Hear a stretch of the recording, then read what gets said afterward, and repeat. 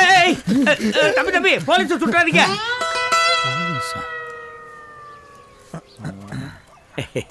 தம்பி உங்களை மாதிரி வேட்டைக்காரங்களுக்கு கோவம் வர்றது நியாயம்தான்.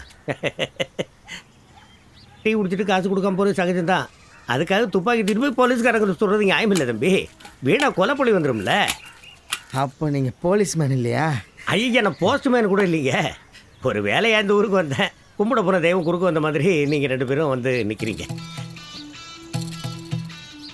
நான் கொடைக்கானல்லேருந்து வரேன் தம்பி.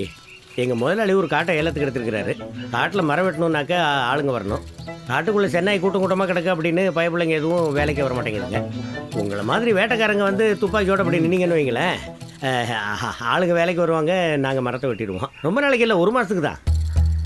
நீங்கள் ஒன்றும் சும்மா செய்ய வேண்டாம்.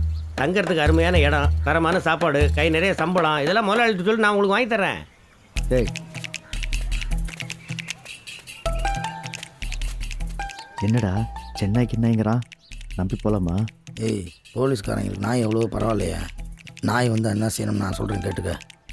நாயில் 2 வகை தான். ஒன்று டெரரு, இன்னொன்று சாப்பிட்டு. இந்த டெரராக இருக்கிற வேஸ்ட்டு குனிஞ்சு கல் எடுக்கிற மாதிரி போனாலே ஓடிடுவேன்.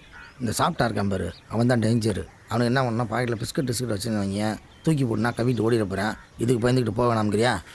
ஏய் ஆமாய்யா, போலீஸ்காரங்கிட்ட மாட்டணும் வச்சு செஞ்சிருவாங்க.